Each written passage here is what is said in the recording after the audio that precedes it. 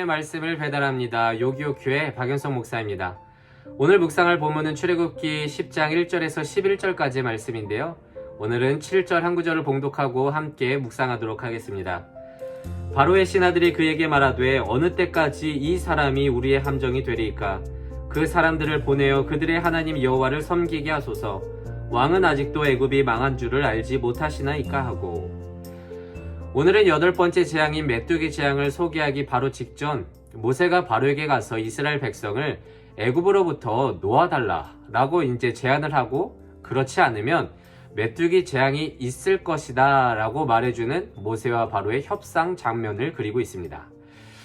협상이라기 하기보다 하나님의 말씀 선포에 가깝겠죠. 그런데 여러분, 지금 출애굽기에서 다루는 10가지 이적은요, 현재 우리 입장에서는 이미 결과론적으로 일어난 일이기 때문에 이제 끝이 보이는구나 라고 생각하겠지만, 모세와 바로는 지금 언제 끝날지 모르는 대화, 언제 끝날지 모르는 대결을 하고 있는 것입니다. 이들은 아직 10가지로 끝날 것을 알지 못하는 상황인 거예요. 철저히 하나님의 말씀에 순종하는 모세와 마지막까지 고집부리는 바로의 모습이 그려지는 게 출애굽기 전반부의 모습인 것이죠. 여러분, 고집과 고집이 만나면 누가 이기는지 아십니까? 둘 중에서 더 고집센 쪽이 이깁니다. 바로는요, 지금 천하를 호령하는 왕으로서 한 고집을 할 텐데요. 그런데 하나님은 만물을 다스리는 창조주죠. 바로가 아무리 고집을 부려봤자 100년이지만 하나님은 영원하시잖아요. 고집의 크기에서도 싸움이 안 되는데 바로는 이렇게 된 바야 끝까지 가보자 하는 듯 마지막까지도 고집을 부리고 있습니다. 그런 가운데 메뚜기 재앙을 내리기 전에 하나님은 모세에게 이렇게 말씀하십니다. 2절입니다. 내가 애굽에서 행한 일들을 너희 아들과 너희 자손의 귀에 전하기 위함이라. 너희는 내가 여호와인 줄 알리라. 네, 그렇습니다. 출애굽기를 시작하는 초반에도 말씀드렸었는데요.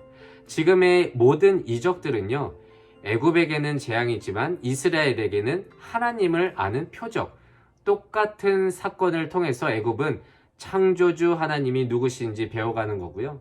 이스라엘은 자신들의 주권자 하나님이 누구신지 배워가는, 각자의 눈으로 여호와가 누구신지 배워가는 교육의 시간인 것입니다.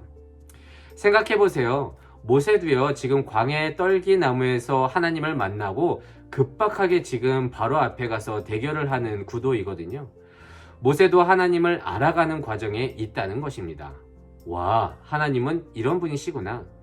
그래서 이 출애굽기를 읽는 우리들도 그렇게 읽어야 합니다. 하나님은 이러한 분이시구나. 그런데 여기에 관점을 하나 더 추가했으면 좋겠는데요. 그것은 바로 왕을 통해서 저렇게 하면 안 되겠구나 라는 것도 배워야 합니다.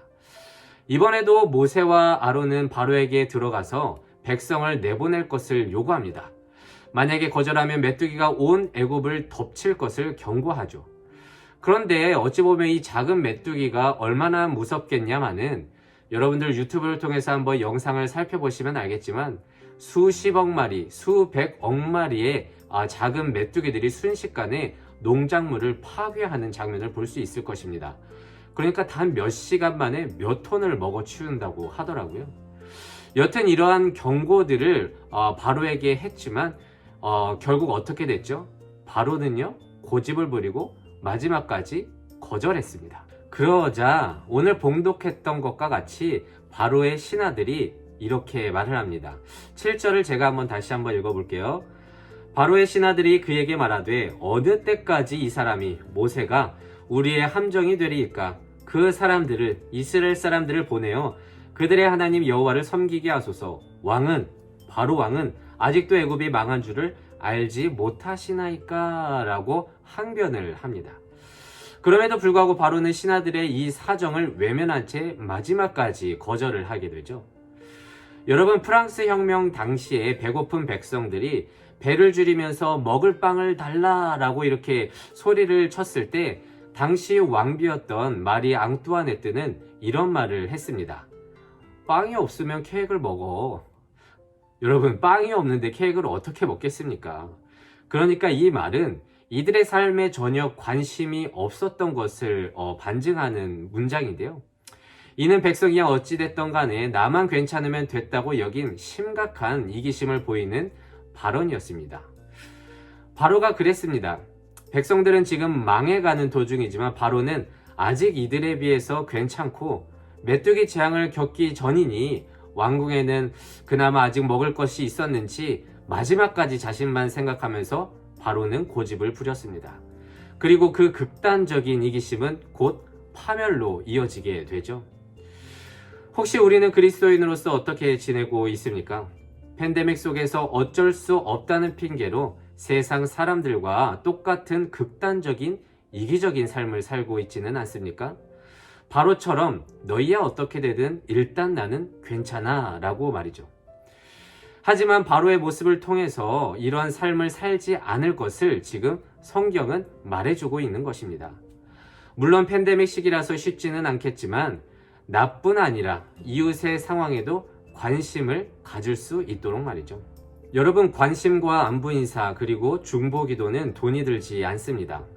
최근 사회에서 교인들, 그러니까 그리스도인과 세상 사람을 구분하는 기준을 어떤 믿음의 삶에 구별된 모습이 아니라요, 코로나를 퍼뜨리는 주범인지 모임을 통해서 문제를 일으키는 것을 통해서 저 사람은 교회 다닌 사람이야 이렇게 구분한다고 하더라고요. 참 씁쓸한 말이지만 그래도 우리는 달라야 합니다. 그런 걸로 문제를 일으키는 걸로 우리가 구분되는 것이 아니라 이런 10가지 재앙 속 같은 팬데믹 시기에서도 나만 챙기는 것이 아니라 주위의 이웃들에게 관심을 갖고 그리고 사랑을 주고 또한 중보 기도하는 걸로 구분된 삶을 살기를 진심으로 소망합니다. 그래서 우리는 오늘 이렇게 기도하길 원합니다. 하나님, 바로는 백성들이야 어찌됐던 자신만 생각하면서 끝까지 고집을 부렸는데요. 그런 모습을 보면서 우리의 삶을 돌아봅니다. 현재도 10가지 재앙 같은 팬데믹 시기를 보내고 있지만 이런 때에 바로처럼 나만 생각하는 그저 그런 사람이 아니라 믿음으로 이웃들에게 관심과 중보할 수 있는 구별된 삶을 사는 그리스도인 청년 되게 하여 주시옵소서.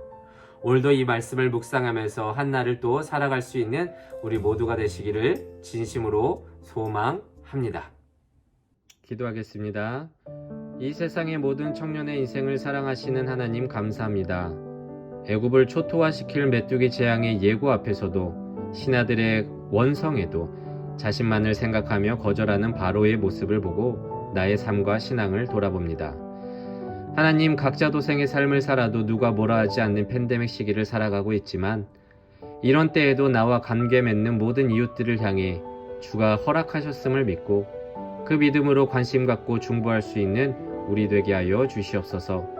사회적 비판의 대상이 아닌 구별된 삶으로서 따뜻한 이웃이 될 수 있는 그리스도인 청년 되게 하여 주시옵소서. 감사드리며 예수님의 이름으로 기도드립니다. 아멘.